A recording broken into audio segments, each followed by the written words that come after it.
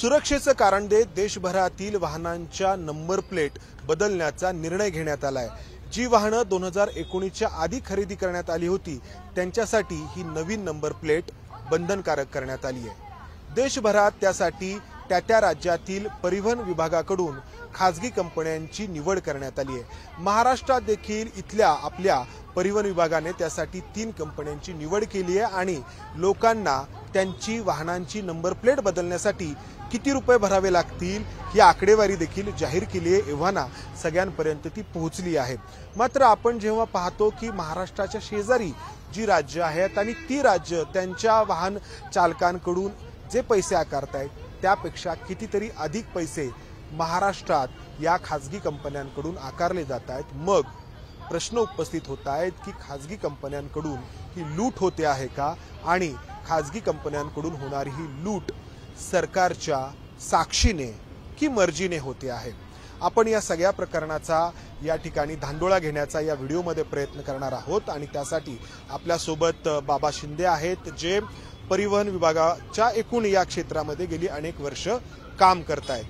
सर्वात आधी ज्या 3 कंपन्यांना महाराष्ट्रामध्ये या नवीन नंबर प्लेट बदलण्याचं कंत्राट देण्यात आलेलं आहे त्या कंपन्या कोणत्या आहेत तर 3 झोन करण्यात आलेले आहेत। झोन 1 मध्ये रोसमेट्रा सेफ्टी सिस्टीम्स लिमिटेड ही कंपनी आहे। झोन 2 मध्ये रियल मॅझॉन इंडिया लिमिटेड ही कंपनी आहे आणि झोन 3 मध्ये FTA HSRP solutions private limited ही कंपनी आहे। या कंपन्यांची पार्श्वभूमी हे सगळं आपण जाणून घेणार आहोत।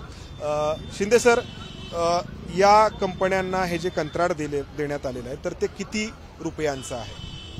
हा टेंडर जे राज्य सरकारने काढले महाराष्ट्रातल्या त्याच्यासाठी 600 कोटी रुपयाचं टेंडरच्या आसपास आताचं हे टेंडर 1 एप्रिल 2019 पूर्वी नोंदणी झालेल्या गाड्यांसाठी टेंडर काढलेलं आहे। हे टेंडर काढलंय कधी? हे टेंडरच्या बाबतीत आजही बऱ्याच प्रकारचे संभ्रम आहे कारण तो पारदर्शी व्यवहार झालेला नाहीये। राज्य सरकार परिवहनाकडे याबाबत बऱ्याच वेळा आमच्या संघटनांनी अनेक वेळा पत्रव्यवहार पाठवून याबाबत माहिती मागितलेली आहे परंतु ती माहिती अद्यापपर्यंत बाहेर आलेली नाही। परंतु असं खात्रीलायक ऑफिसमधनं कळतंय की ज्यावेळेस हे नवीन सरकार फॉर्म व्हायचं त्याच्यापूर्वी हा निर्णय घेण्यात आलाय अशा प्रकारची माहिती परिवहन आयुक्त करण्यात विद्यमान सरकार आधी हा निर्णय घेण्यात आलेला असं आणि त्यामुळे तो संशयास्पद ठरतो। आता आपण महाराष्ट्रामध्ये वाहनांना त्यांची नवीन नंबर प्लेट बसवण्यासाठी किती रुपये द्यावे लागणार आहेत याची आकडेवारी सगळ्यांच्याकडे आहे। मात्र आपल्या आजूबाजूला जी राज्य आहेत तर त्या राज्यांमध्ये याच नंबर प्लेटसाठी किती आकडेवारी किंवा किती पैसे द्यावे लागत आहेत तर हे आपण पाहूयात। तर दुचाकीसाठी महाराष्ट्रामध्ये 440 रुपये देऊन नवीन नंबर प्लेट बसवावी लागणार आहे आणि त्याचवेळी गुजरातमध्ये त्यासाठी 160 रुपये मोजावे लागणार आहेत। झारखंडमध्ये 300 रुपये मोजावे लागणार आहेत। गोव्यात 155 रुपये मोजावे लागणार आहेत तर आंध्र प्रदेशमध्ये 245 रुपये मोजावे लागणार आहेत। म्हणजे गुजरातच्या दुपटीहून अधिक रक्कम महाराष्ट्रात दुचाकीची नंबर प्लेट बदलण्यासाठी द्यावी लागणार आहेत। रिक्षा 3 चाकी वाहनांसाठी महाराष्ट्रात 500 रुपये आहेत।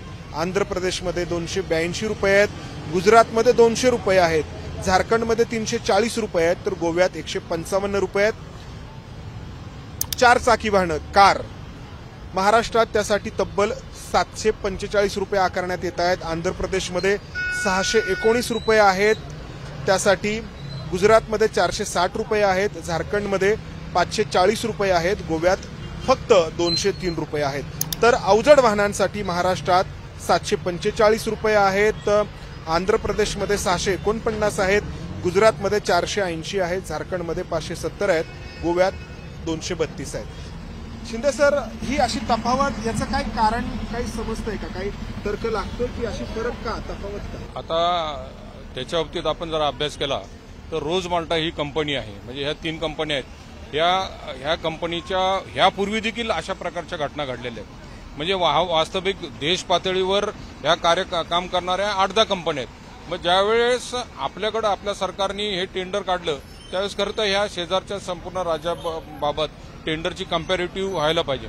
आता यातली जी एक नंबरची कंपनी आहे रोजमार्ट कंपनी, ही पूर्वी 2012 मध्ये वाहनांचं नोंदणी बुक म्हणजे आरसी बुक जेव्हा पहिलं स्मार्ट कार्ड केलं त्यावेळेसचं काम ह्या कंपन्यांना देण्यात आलं आणि त्याच वेळेस आमच्या सगळ्या लोकांनी तक्रार केली होती की राज्यात देशामध्ये इतर संपूर्ण राज्यामध्ये हे स्मार्ट कार्ड 200 रुपयाला मिळत होतं.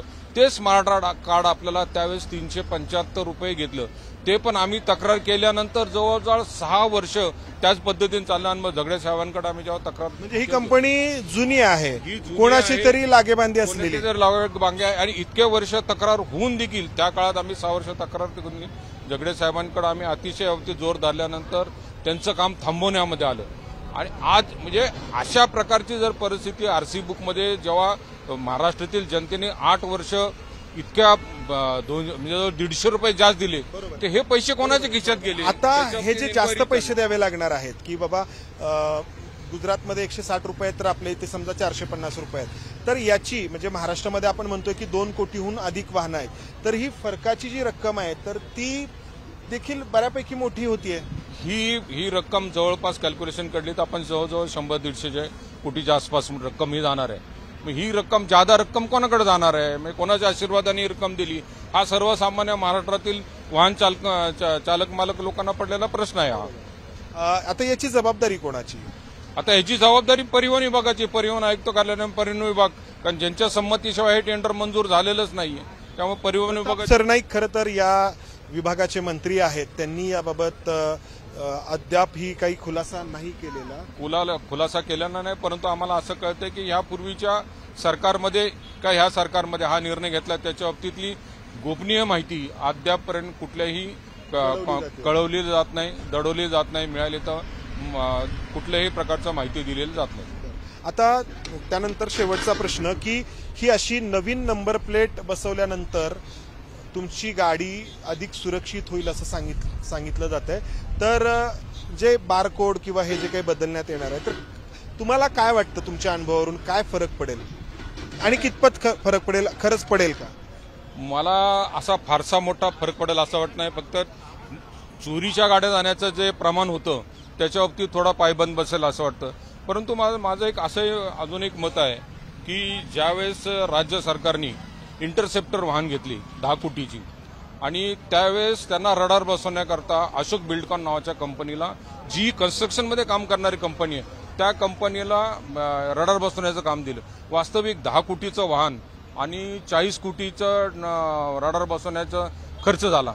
म्हणजे हे पैसे कोणाचे आणि कुठल्या कशात गेले हा देखील एक मोठा प्रश्न इतक्या वर्ष आम्ही विचारतोय, त्याच्यावर कारवाई अद्याप झालेली नाही. प्रश्न अनेक आहेत. आपण ही यादी जरी पाहिली, आपण आता राज्यांमधला फरक पाहिला, तर महाराष्ट्रामध्ये कारला जेवढे पैसे आहेत तेवढेच पैसे अवजड वाहनाला आहेत. इतर राज्यांमध्ये मात्र असं नाही. हे का?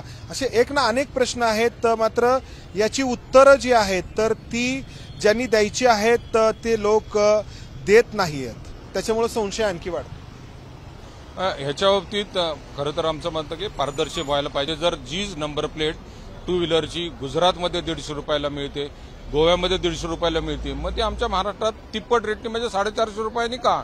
असं काय वेगळं फिटमेंट त्याच्यामध्ये लागणार आहे? जे देश पातळीवर राहणार आहे तेच महाराष्ट्राच्या गाडीला नंबर प्लेट येणार आहे, मग एवढा फरक का? हा एक सर्वसाधारण महाराष्ट्रातील जनतेचा प्रश्न आहे.